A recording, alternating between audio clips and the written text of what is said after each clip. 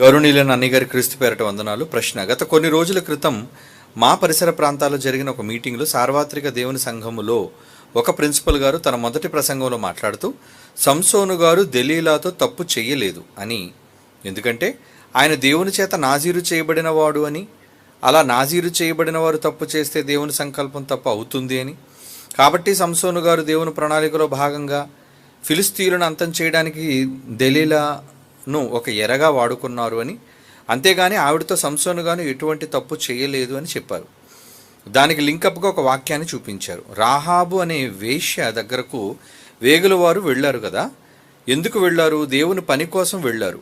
వేశ్య దగ్గరకు వెళ్ళారు కాబట్టి వాళ్ళు తప్పు చేశారు అని అంటే అది మన అజ్ఞానం అని చెప్పుకొస్తూ, అలానే సంసోను కూడా దెలీలా విషయంలో ఎలాంటి తప్పు చేయలేదు అని ముగించారు. మీ ద్వారా సత్యమైన వివరణను కోరుతున్నాను. మరి ఇందులో ఊరు పేరు ఎవరు రాయలేదు. సరే, రెండో ప్రశ్న ఎవరు అడుగుతున్నారో చూద్దాం. అడుగుతున్నవారు రెండో ప్రశ్న ఇది దీనికి సంబంధించిన ప్రశ్న. అడుగుతున్నవారు విజయ్, వయసు 23, గుణపూడి. వందనాలు డాడీ, చిన్న సందేహం. నేను విన్న వాక్యాన్ని గురించి మా చర్చిలో అయ్యగారు సంసోను గారి గురించి సబ్జెక్ట్ చెబుతుండగా సంసోను గారు దేవునికి నాజీరు చేయబడ్డారు చనిపోయే వరకు అని చెప్పారు డాడీ. నిజమే, అంతవరకు బాగానే ఉంది. కానీ ఫిలిస్తీన్ల స్త్రీ దగ్గరికి వెళ్ళి ఆమెను మోహించి అని బైబిల్లో న్యాయాధిపతుల గ్రంథం 16వ అధ్యాయం 14వ వచనంలో ఆమెను మోహించి అని ఉంది కదా డాడీ. ఆయన ఏదంటే మోహించాడు కానీ తొడ మీద పడుకున్నట్టు ఉంది కానీ ఆమెతో పాపం చేయలేదు. ఎందుకనగా ఆయన కేవలం ఫిలిస్తీన్లు అంతం చేయడానికి ఒక ప్లాన్ ప్రకారంగా, అనగా ఒక ఇన్ఫర్మేషన్ తెలుసుకోవడానికి మాత్రమే వెళ్ళాడు కానీ ఆమెతో ఏ విధమైన పాపము చేయలేదు అన్నట్లుగా కోణంలో చెప్పారు డాడీ. పూర్తి వివరణ చెప్పండి, ఒకవేళ ఇది తప్పు అని చెప్పిన 15 సంవత్సరాల అనుభవంతో చెబుతున్నాను అని అంటున్నారు. ఓకే, ఇందుకే ఇక్కడ సమస్య ఏంటంటే సంసోను గారు స్త్రీతో పాపం చేయలేదు అన్న విషయాన్ని గురించి మన దగ్గర చదివిన వాళ్ళే 15 సంవత్సరాల అనుభవం అని చెప్పుకుంటూ మాట్లాడుతున్నారు అనే ఒక ప్రశ్న ఇద్దరి నుంచి వచ్చింది మనకి. ఇద్దరు దీని విషయమై సందేహం అడిగారు. మొదటిగా మనం ఒక విషయాన్ని గమనించాలి. ఏంటంటే బైబిల్లో భక్తులు గనుక వాళ్ళు పాపం చేయరను, ఉత్తములు గనుక వీళ్ళు నేరస్తులు కారను అనే ఒక మొండి నమ్మకం మంచిది కాదు. బైబిల్ ఏం చెప్పింది వారిని గూర్చి, సందర్భాలు, భావాలు, వీటన్నిటిని గురించి మనం ఆలోచించాలి. అలాగని మన ఉద్దేశం ఒక మంచి వ్యక్తిని నేరస్తుడిగా చేయాలి అన్నది కాదు. భక్తుల పట్ల మనకి గౌరవం ఉంది. మనం ఎలాంటి బోధన నేర్పిస్తున్నామంటే భక్తులలోని మంచిని చూడండి, భక్తులలోని చెడును చూడకండి. ఉదాహరణకి పౌలు గారు తన పత్రికల్లో ఆయన మాట్లాడుతూ నేను చేయవలసిన మేలును విడిచిపెట్టి చేయకూడని తప్పును, పాపాన్ని చేస్తున్నాను అనే ఒక సందర్భాన్ని రోమాపత్రిక 7వ అధ్యాయంలో ఆయన ప్రస్తావించారు. అంటే నేను చేయగోరు మేలును చేయక చేయగోరని కీడును చేయుచున్నాను అన్నాడు ఆయన. రోమాపత్రిక 7వ అధ్యాయం 18-19 వచనాలు మనం చూడగలిగితే జాగ్రత్తగా వినండి. ఎందుకంటే ఇక్కడ ఎంత వయస్సు అనేది కాదు, ఎంత అనుభవం అన్నది కాదు. బైబిల్ అర్థం కావడానికి కావలసింది అనుభవం కాదు. అనుభవం కాదంటే నా ఉద్దేశం, నాకు 60 ఏళ్ళు కనుక నేను అనుభవంతో చెబుతున్నాను అనుకోవటం పొరపాటు. నాకు 30 ఏళ్ళు కనుక అనుభవం తక్కువతో నేను చెబుతున్నాను అనుకోవడం పొరపాటే. ఎవరు బైబిల్ని సరియైన విధానంలో, సరియైన కోణంలో అధ్యయనం చేశారు అన్న ఆ రీసెర్చ్ ముఖ్యం, ఆ పరిశోధన ముఖ్యం, ఏజ్ కాదు. ఇక్కడ వయస్సును బట్టే ఒకవేళ మనం దేనినైనా గౌరవించాలి అనుకుంటే ఇక పెద్దలు చెప్పిందే రైటు, వృద్ధులు చెప్పిందే జ్ఞానం. కానీ వృద్ధులు అందరూ జ్ఞానాన్ని చెబుతారా? చెప్పరని కూడా బైబిల్లో ఉంది. వృద్ధుల యందు జ్ఞానము లేదు అనే మాట కూడా ఉంది.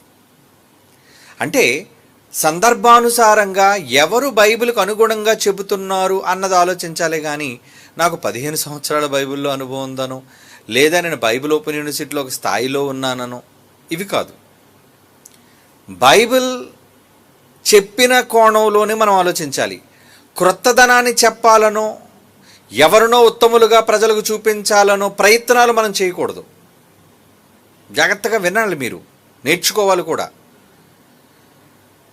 భక్తుల మీద దోషారోపణ వచ్చింది కాబట్టి నేను భక్తుడిని ఏదో ప్రజల మధ్య గొప్పవాణిగా చేసేద్దాము అనే ప్రయత్నంతో, అంటే మంచి కావచ్చు మీ ఉద్దేశం. ఇప్పుడు పౌలు గారిని మీరు మంచి ఉద్దేశంతో పౌలు గారే స్వయంగా ఒప్పుకుంటున్నారు. ఏమని? నేను చేయగోరు మేలు చేయక చేయగోరని కీడు చేయుచున్నాను. ఇది సెల్ఫ్, ఏమంటారు దాన్ని, ఆయన సొంతంగా ఇస్తున్న డిక్లరేషన్, వివరణ, వాంగ్మూలం, సొంత వాంగ్మూలం. ఈ పత్రిక ఆయనే రాశారు. పత్రిక రాసిన ఆయనే తన వాంగ్మూలంలో నేను కీడు చేయుచున్నాను అనే అంశాన్ని ప్రస్తావించినప్పుడు పౌలు గారు పాపం చేయలేదండి, పౌలు గారు ఉత్తములండి, అసలు పౌలు గారు ఎన్నడూ కీడే చేయలేదండి అన్న ప్రసంగంలో మీరెందుకు ప్రయత్నం చేయాలి?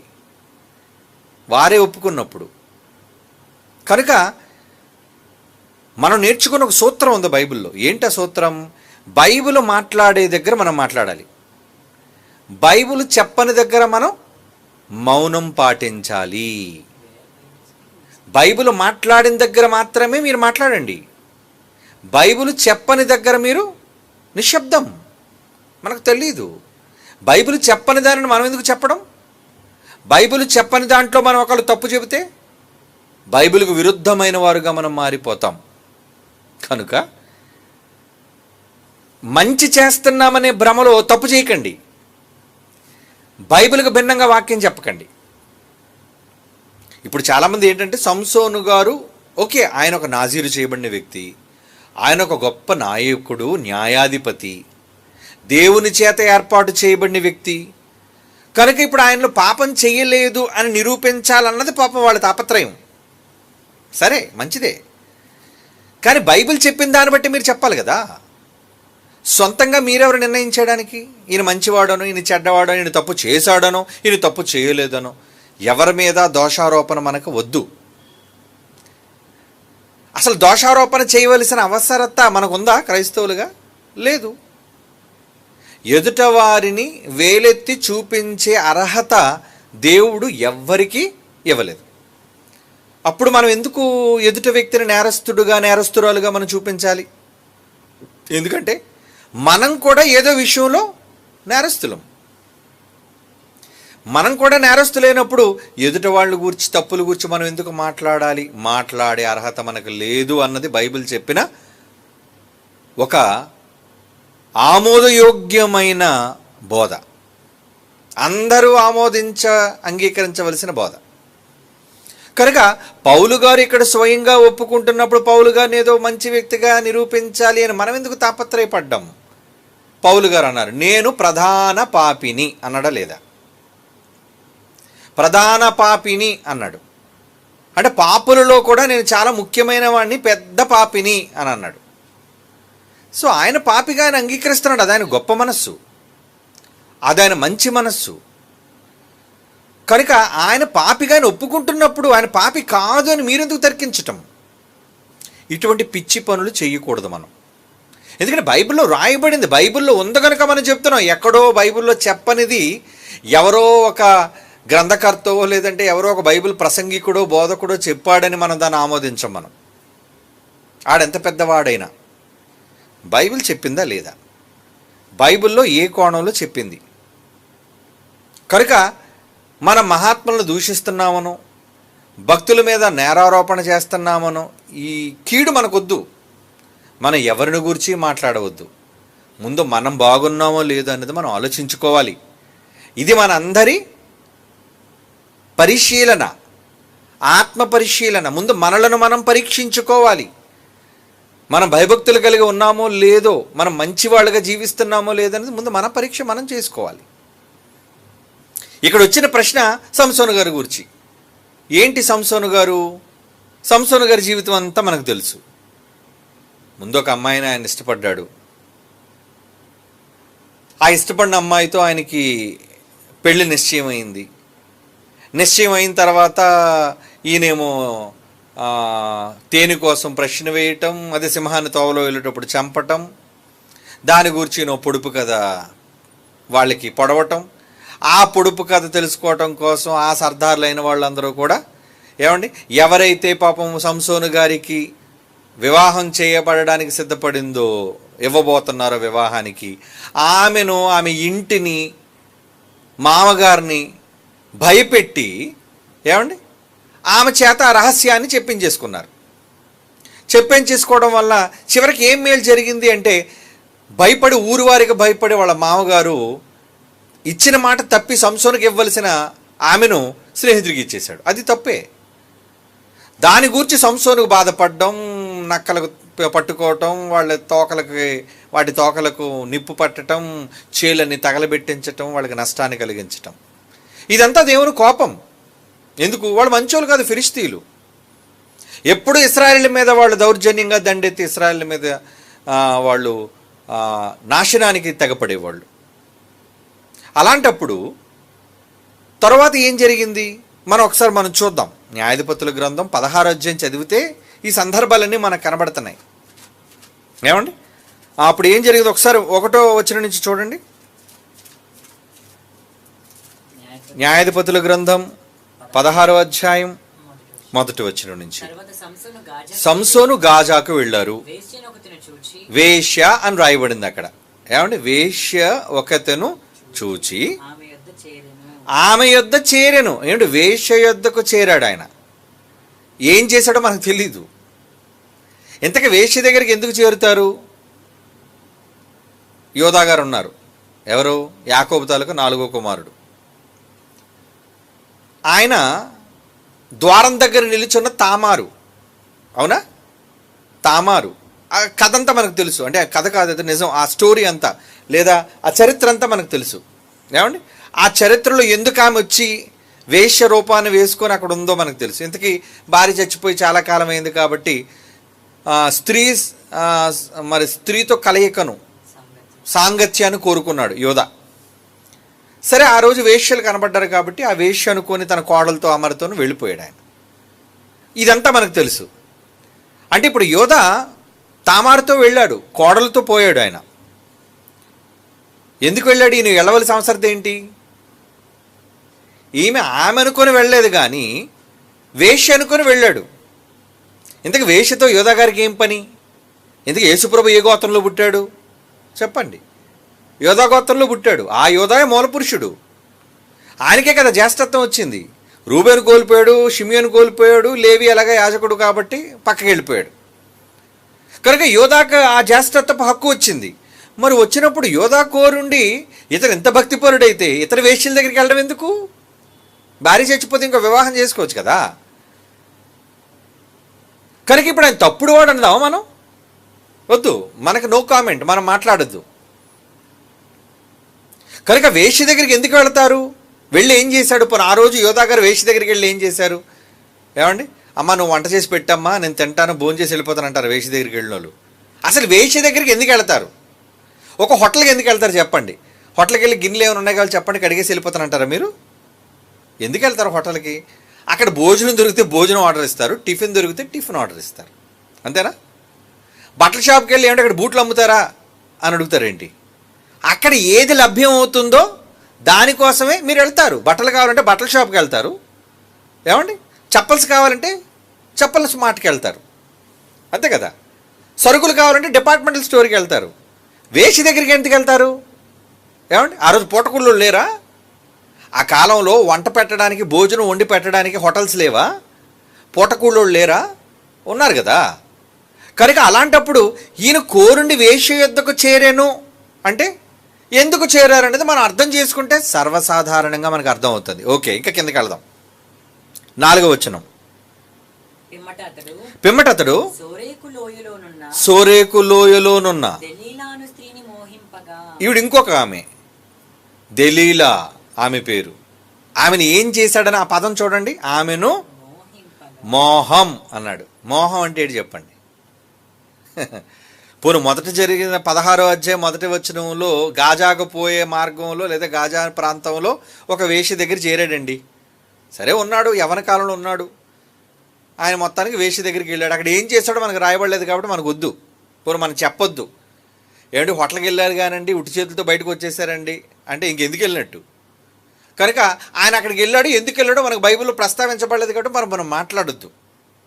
కానీ వేశ్య దగ్గరికి అయితే చేరెను అన్నాడు, అంటే అక్కడ కొద్ది రోజులు ఉన్నాడు.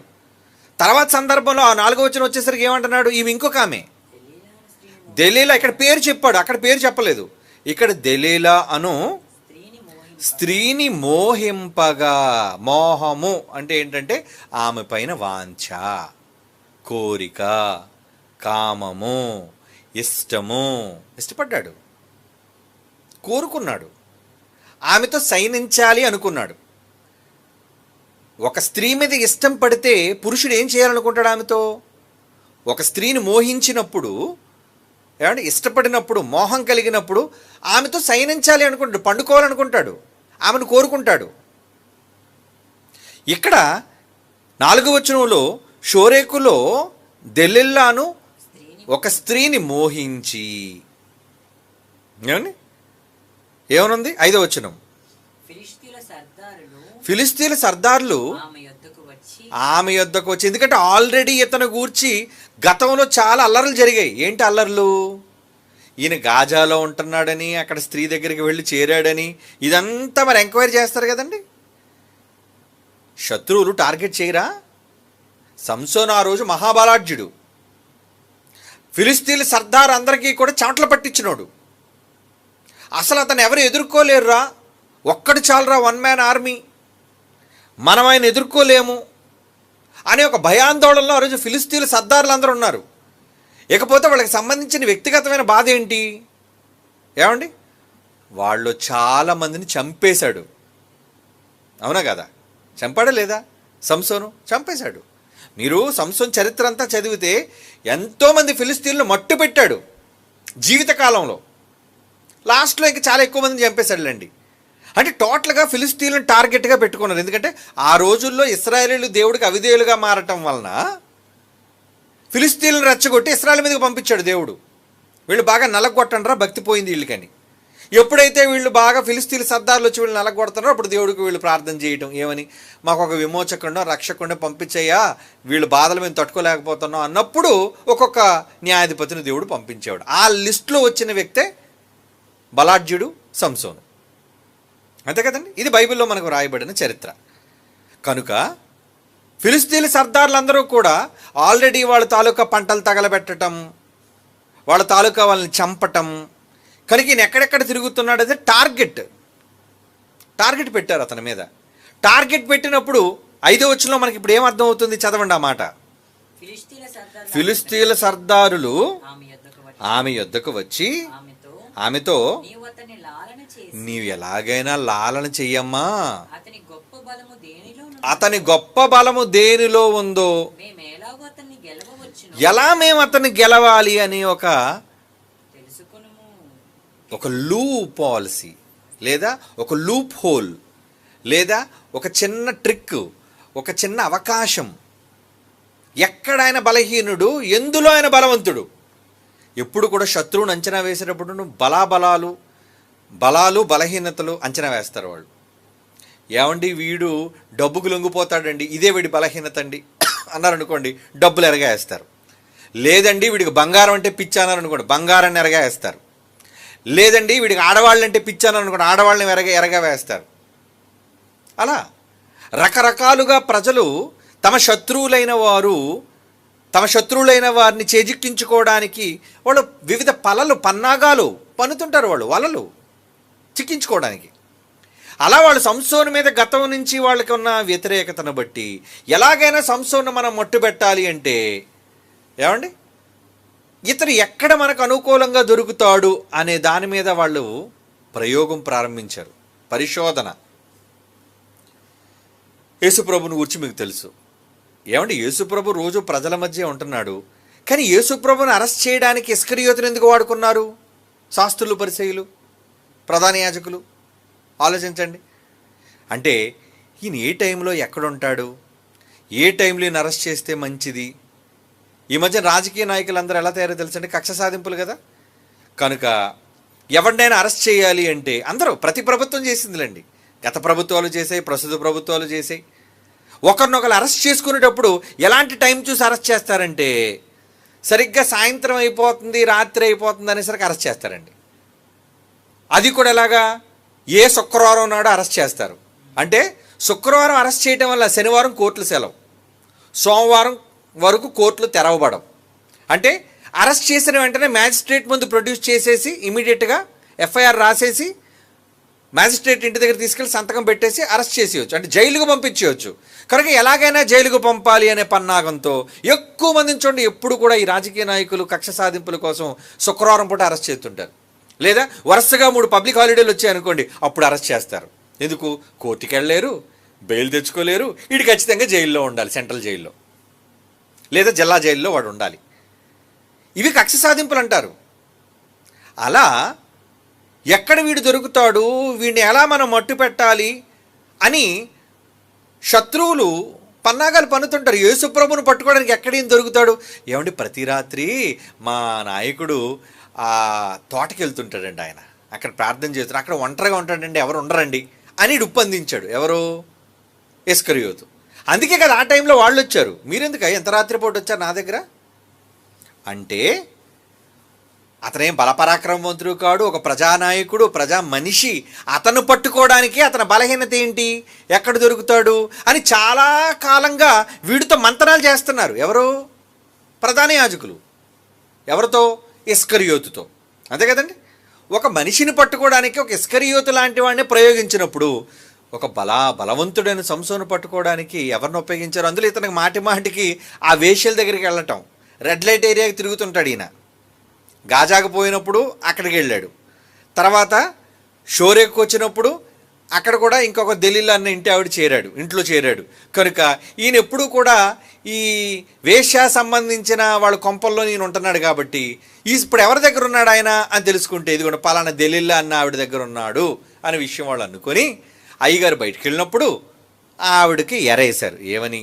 నువ్వు ఎలాగైనా చెప్పమ్మా, రహస్యాన్ని మాకు తెలియజేయు, మేము అతను అంతు చూస్తాం, అతని బలం ఎక్కడుంది, అతని బలహీనత ఏంటి, నువ్వే చెప్పాలి. ఎందుకంటే ఆడవాళ్ళ దగ్గర ప్రతి మగాడు నోరిప్పుతాడు కనుక.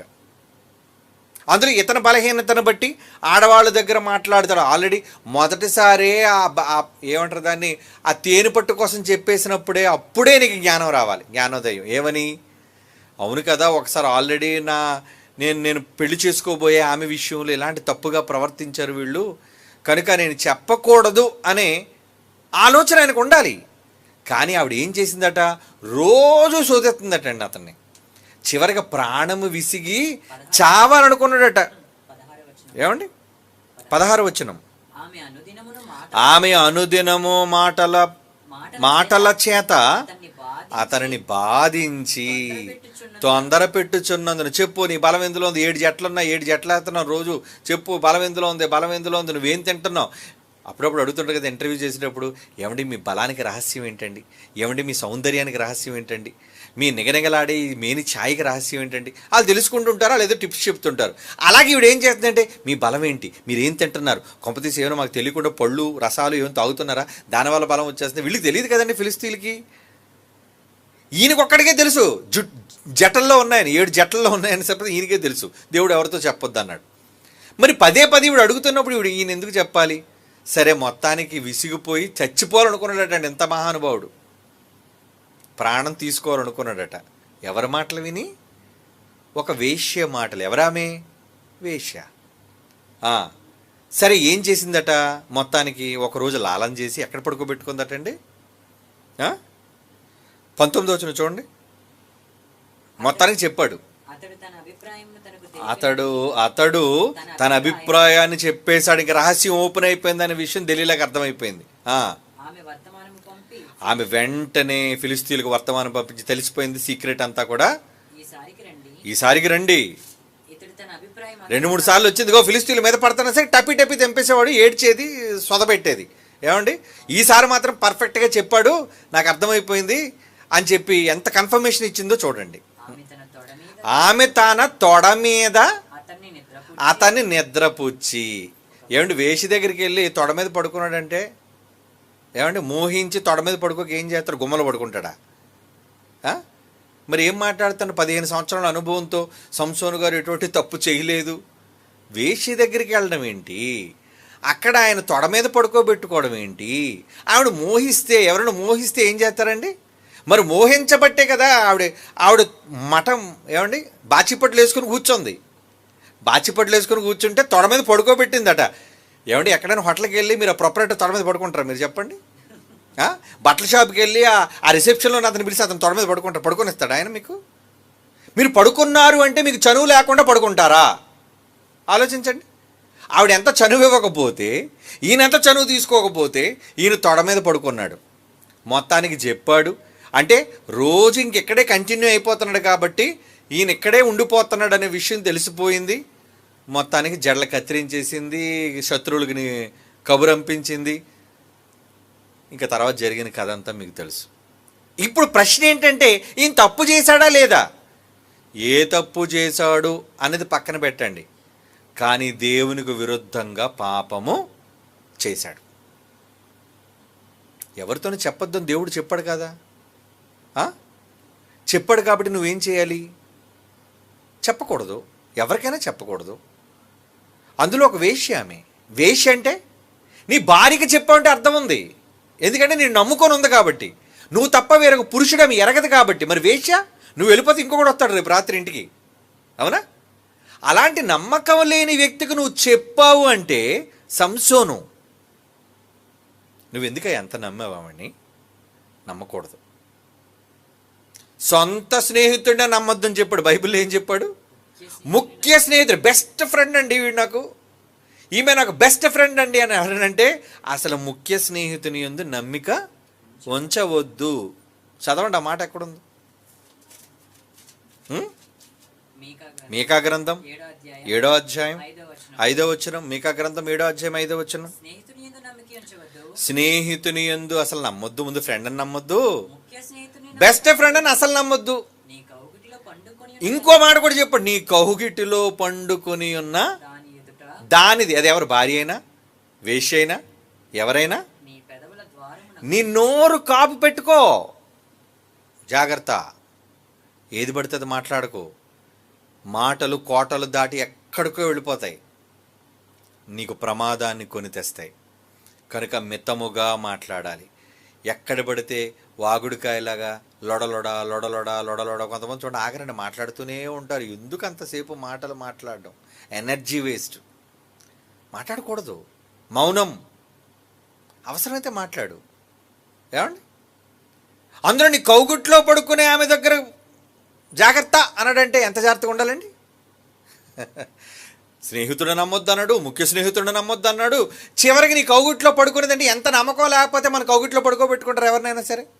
ఒకరి కౌగిట్లోకి ఒకరు వెళ్ళినా ఎంతో నమ్మకం ఇద్దరి మధ్య కుదిరితేనే కదండి అండర్స్టాండింగ్ వస్తారు వాళ్ళు.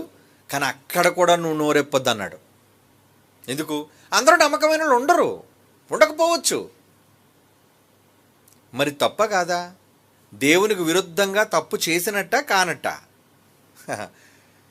ఈ విషయంలో సంసోను ఆయన దేవుని మాటను ధిక్కరించినట్టే. ధిక్కరించాడు కాబట్టి అది దేవుని వల్లనే జరిగింది, ఆయన ధిక్కరించడం కూడా అందుకే జరిగింది అనేది కాదు. ప్రతి నాయకుడు తల తీయబడాలని ఏం లేదు. ఏంది అంతకుముందు న్యాయాధిపతులు చాలామంది వచ్చారు, ఒత్తినియలు మొదలుకొని షంగరు, ఇంకా చాలామంది ఉన్నారు న్యాయాధిపతులు. అందులో దెబొరా అనే స్త్రీ కూడా ఉంది. మరి నాయకుల్లో ఎవరైనా చచ్చిపోయారా లేదా వీళ్ళు వీరులుగా ఉన్నారా చెప్పండి? ప్రతి నాయకుడు శత్రువు చేతిలో చావాలని దేవుడు అనుకోడు. శత్రువులను తెలివిగా మట్టు పెట్టి నువ్వు వాళ్ళ నుంచి కాపాడబడాలి. నిన్ను నువ్వు కాపాడుకుంటూ నీకు అప్పగింపబడిన సమూహాన్ని కాపాడుతూ నాయకుడిగా నువ్వు ఉండాలి అన్నది దేవుని సంకల్పం. నీ బలహీనతల చేత నీవు నీ కౌగిట పడుకున్న వాళ్ళ దగ్గర నోరు విప్పితే అది దేవుడు, ఇది దేవుడు కారణ ప్రకారంగా జరిగించారంటే ఇంకా సంసోన్ ఏం తప్పులేదన్నమాట. అంతా జగన్నాటక సూత్రధారి దేవుడిదే. ఇప్పుడు ఇస్కరియోతు యేసుప్రభుని అప్పగించడం కూడా జగన్నాటక సూత్రధారి యొక్క చేతులు ఉన్నది కాబట్టి ఇస్కరియోతు ఉత్తముడే నీతిమంతుడే అని అంటావా? కాదు కదా. ఎవరి దోషములు బట్టి వాళ్ళు శిక్ష పొందుతారు. అందుకే సంసోను ఎప్పుడు కూడా తను ఒప్పుకున్నాడండి, మంచోడు ఆయన. ఆయన ఎంత మంచోడంటే, ప్రభువా నేను నీ ఎదుట పాపం చేశాను, నువ్వు చెప్పొద్దు అన్నది. ఎందుకంటే చివరి ఆయన కన్ఫెషన్ మనకు తెలుస్తుంది. ఫిలిస్తీన్ల సర్దార్ అందరినీ ఒకేసారి చంపడానికి ఆ స్తంభాల దగ్గర నిలబెట్టినప్పుడు దేవుడికి చేసిన ప్రార్థన ఒకసారి చూడండి. ఆ చివరికి వెళ్ళి ఆయన చచ్చిపోయే మూమెంట్లో ఎలాంటి ప్రార్థన చేశాడు ఆయన, ఈ ఒక్కసారిగా నాకు శక్తిని ఆయన ఏమని దేవుడికి ప్రార్థన చేశాడు. ఆయన ఒప్పుకోలు, ఎందుకంటే కళ్ళు తీసేశారు. నువ్వు రక్షకుడుగా ఉండవలసింది వాళ్ళ దగ్గర, నువ్వు ఆఖరికి ఎలాగంటే ఒక బఫూన్ మారిపోయావు నువ్వు. న్యాయాధిపతుల గ్రంథం 16వ అధ్యాయం 28వ వచనం. న్యాయాధిపతుల గ్రంథం 16వ అధ్యాయం 28. అప్పుడు సంసోను, యెహోవా ప్రభువా దయచేసి నన్ను జ్ఞాపకం చేసుకో, దేవా దయచేసి ఈసారి మాత్రము నన్ను బలపరిచి, ఇంకా నా 2 కళ్ళు తీసేశారు వీళ్ళు.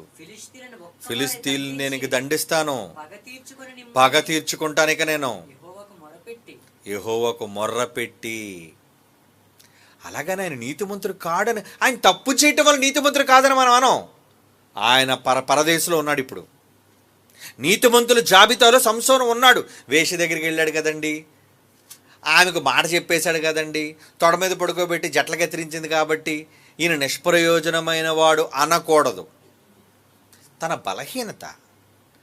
బలహీనతను బట్టి ఆయన చెప్పాడండి. హెబ్రీ పత్రికలో 11వ అధ్యాయంలో 32వ వచనంలో ఆయన వీరుల జాబితాలో, విశ్వాసుల జాబితాలో ఉన్నాడు ఆయన. ఇక ఏం చెప్పమంటారు? గిద్యోను. అతను కూడా, గిద్యోను ఎవరు? ఆయన కూడా పరాక్రమశాలి, న్యాయాధిపతి. గిద్యోను, బారాకు, సంసోను, యోప్తా, ఆయన కూడా ఒక న్యాయాధిపతే. దావీదు ఇక వారిని గూర్చి, ప్రవక్తలను గూర్చి వివరించుటకు సమయము చాలదు. వారు విశ్వాసం అంటున్నాడు చూడండి. అంటే వాళ్ళు తప్పు చేసినా వాళ్ళ విశ్వాసాన్ని దేవుడి మీద వాళ్ళు విడిచిపెట్టలేదు. యోధా వేష దగ్గరికి వెళ్ళాడు, అలాగని విశ్వాసాన్ని పోగొట్టుకున్నాడా? లేదే. ఏమండి, న్యాయాధిపతిగా ఉండి ఒక సంసోను వేష దగ్గరికి వెళ్ళాడు, వేషల దగ్గరికి వెళ్ళాడు, విశ్వాసాన్ని పోగొట్టుకోలేదే ఆ కాలానికి సంబంధించి. ఆయన దేవుని దృష్టిలో నీతిమంతుడు. కారణం పశ్చాత్తాపం. నువ్వు చేసిన తప్పులు క్షమించబడాలి అంటే ప్రతి మనిషి దేవుని ఎదుట పశ్చాత్తాపడాలి. ఎందుకంటే 2 కళ్ళు పీకేసి ఈయన గానుగ దగ్గర పడేశారు ఈయన్ని. మరి దేవునికి మొరపెట్టడా? ఆయన ఎంత బాధ అనుభవించాడో, ఎంత అవమానం అనుభవించాడో. ఈయన అవమానించడానికే ఫిలిస్తీన్ల సర్దార్ అందరూ ఆ కోటలో కూర్చున్నప్పుడు అప్పుడు దేవుడికి చేస్తున్న ప్రార్థన ఏమని? ఈ ఒక్కసారి నన్ను నా మొరాలకించు. ఇచ్చాడు దేవుడు. దేవుడు క్షమిస్తాడు, తండ్రి కదా, క్షమిస్తాడండి. తన పిల్లలు మీ పిల్లలు తప్పు చేసుకుంటే మీరు వదిలేసుకుంటారా ఏంటి? మారాలి, వాళ్ళ పశ్చాత్తాపం రావాలి, అప్పుడు మీరు చేర్చుకుంటారు. ఒక తప్పిపోయిన కుమారుడు వెళ్ళిపోయాడు, తండ్రి ఏం చేశాడు? చేర్చుకోలేదా? ఎప్పుడు చేర్చుకున్నాడు? వాడు ఆస్తి అంతా కరగబెట్టేసి పశ్చాత్తాప్తుడే మారు మనస్సుతో ఇంటికి వచ్చాడే, అప్పుడు చేర్చుకున్నాడు. పరలోకపు తండ్రి మనస్సు అది. తన పిల్లలు తప్పు చేశారని పోగొట్టుకునేవాడు కాదు. కనుక భక్తులైన వారు తప్పు చేయరు అని కాదు. ఈరోజు చాలామంది ఏమనుకుంటారంటే అందరూ భక్తులు ఎవరు తప్పు చేయరా? అసలు ప్రతి మనిషి దేవుని ఎదుట పాపి. వాళ్ళు ఏం చేశారు వ్రాయబడినవే మనకు తెలుసు, కానీ మిగతా తెలియనివి ఎన్నో ఉంటాయి. ఆలోచనలోనూ, మాటల్లోనూ, చేతల్లోనూ ఎన్నెన్నో ఉంటాయి నేరాలు. అవన్నీ క్షమించాలి, క్షమించకూడదు అనేది దేవుని ఇష్టం. అది దేని బట్టి? వారి క్షమను బట్టి, వారి పశ్చాత్తాపాన్ని బట్టి. దేవుడు వాళ్ళకి క్షమను ఇవ్వాలి అనుకుంటున్నాడా లేదా అనేది వాళ్ళ యొక్క ముగింపు రోజును బట్టి ఉంటుంది. సంసోను ముగించుకునే ముందేమన్నాడు? నేను పగ తీర్చుకోవాలనుకుంటున్నాను, మీరెంత గొప్పవాళ్ళు నేను చూపించాలి అనుకుంటున్నాను, శత్రువులందరినీ, ఇశ్రాయేలును ఇబ్బంది పెట్టిన వాళ్ళందరినీ నేను తుదముట్టించాలి అనుకుంటున్నాను అని చేశాడు. కనుక ఇక్కడ ఇప్పుడు అడిగిన 2 ప్రశ్నల్లో ఏమండి, ఫిలిస్తీన్లే ఆమెను ఎరగా వాడారు కానీ సంసోను అని అనటం అది ఎంతవరకు? ఇది ఏదో దేవుడు ఎరగా వాడా దెలీలాని పంపించి? అంటే దెలీలాని కోరిని దేవుడే పంపించి ఉసుగొల్పి వెళ్ళమ్మా నువ్వు.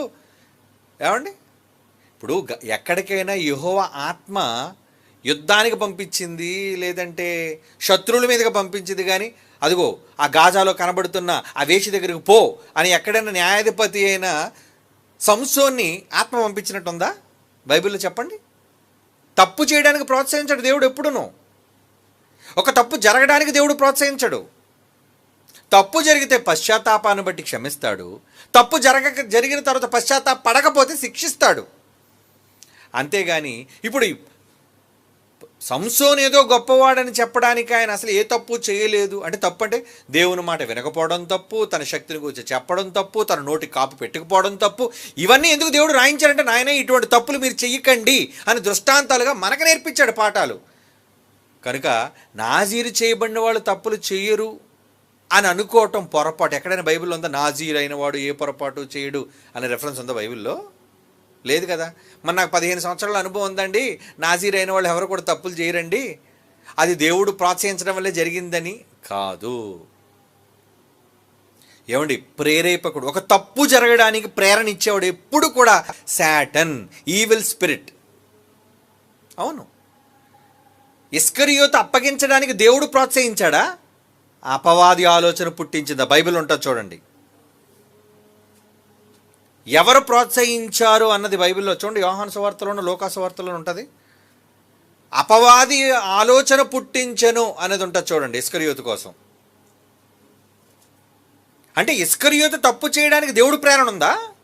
ఎందుకంటే దేవుడు ప్రేరణ ఏదో భక్తుడు కాబట్టి, నాజీరు చేయబడినవాడు కాబట్టి ఆయనకైతే దేవుడు ప్రేరణ ఉంటుంది, కానీ చెడ్డవాళ్ళకైతే మాత్రం సైతాన్ ప్రేరణ ఉంటుందనా?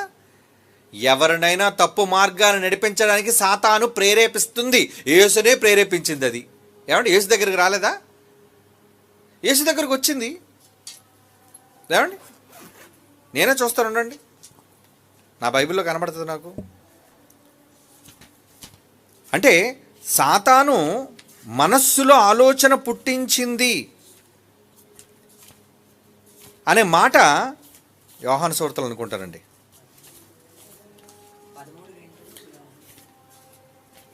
యోహాను సువార్త 13వ అధ్యాయం. ఎస్, యోహాను సువార్త 13వ అధ్యాయం 2వ వచనం. వారు భోజనము చేయుచుండగా అప్పగింపబడిన సీమోను కుమారుడు ఇస్కరియోతు యూదా హృదయములో అపవాది ఇంతకు మునుపు ఆలోచన పుట్టించి ఉండెను అంటున్నాడు చూడండి. ఆలోచన ఆలోచన ఆలోచన. ఎవరిచ్చారు ఆలోచన? ఏమండి, ఈ ఆలోచన ఎవరిచ్చారు? దేవుడిచ్చాడా? వేష దగ్గరికి వెళ్ళుము దెలిల్లా నువ్వు తొడ మీద పడుకోబెట్టుకోను దేవుడిస్తాడు ప్రేరేపణ. ఏమండి, ఎరగా దేవుడు వాడలేదు. కొన్నిసార్లు భక్తులే ఎరగా మారిపోతుంటారు సైతానికి. ఏం చేస్తారు మరి? యేసుప్రభులు అంటే వీరులు కాదు కదా అందరూ తప్పించుకోవడానికి. చాలామంది బలహీనులు కాబట్టి వాళ్ళు నేరస్తులుగా పాపం మారిపోతుంటారు. అయితే నేను చేయగోరు మేలు చేయక చేయగోరని కీడు చేయించున్నానంటే కీడు చేసేవాడు దేవుడా దయ్యమా? ఏమండి, దెయ్యం కీడు చేస్తుంది. మరి పౌలు ఎందుకు అలాగంటున్నాడు? నేను చేయగోరు మంచి చేయక కీడు చేస్తున్నానంటే దేవుడే నన్ను ప్రేరేపిస్తున్నాడనా? కనుక అనవసరంగా బైబిల్ని ట్విస్ట్ చేయకండి. అంటే ఎవరినో ఉత్తములుగా చూపించడం కోసం బైబిల్లో లేనిది కానిది భిన్నంగా మీరు బోధిస్తే, పరిశుద్ధాత్మక భిన్నంగా సత్యానికి భిన్నంగా ఎవరు మాట్లాడినా ఈ యుగం కాదు కదా, వచ్చే యుగంలో కూడా వాళ్ళకి క్షమాపణ ఉండదు. కాబట్టి ఆయన దేవుడు కాదన్న మాట తోడ మీద పడుకోబెట్టిందని ఉంది, మోహించాడని ఉంది. ఏం జరిగిందో పక్కన పెట్టండి. తర్వాత ఆయన మోహంలోనూ ఆయన చెప్పటంలోనూ అంత లొంగిపోవటంలోనూ ఏం జరిగి ఉంటుందో మనం బయటికి చెప్పకపోయినా అవగాహన చేసుకోవచ్చు. ఆయన చెప్పాడంటే ఒకరోజు ప్రేమించిన ఆమెకి చెప్పాడు, ఏమండి, అలాగే ఈరోజు మోహించిన ఈమెడికి చెప్పేశాడు. కాబట్టి ఏది ఏమైనా ఎంతోమంది భక్తులైన వారు కూడా కొన్ని సందర్భాల్లో వాళ్ళు ప్రేరేపించబడ్డారు, శోధింపబడ్డారు. కొంతమంది గెలిచారు, నిలబడ్డారు. కొంతమంది పడిపోయి మళ్ళీ తిరిగి లేచారు.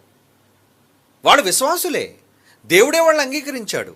కనుక వాళ్ళు చెడ్డవాళ్ళని మనం చెప్పకూడదని ఇటువంటి ప్రసంగాలు దయచేసి బైబిల్ చదువుతున్న వాళ్ళు, బైబిల్ ఓపెన్ యూనివర్సిటీలో విద్యను అభ్యసిస్తున్న వాళ్ళు చెప్పకండి. Correct your self. ఏమండి, కరెక్షన్ చేసుకోవాలి. కాబట్టి ఆయన మోహించడం రైటు, వెళ్ళటం రైటు, ఆమెను ఇష్టపడడం రైటు, ఆమె దగ్గర ఉండటం రైటు. ఉండేం చేశాడు అనేది తర్వాత విషయం. కానీ విషయం చెప్పాడు, దేవుని మాటకు భిన్నంగా ప్రవర్తించాడు. అదే పెద్ద తప్పు.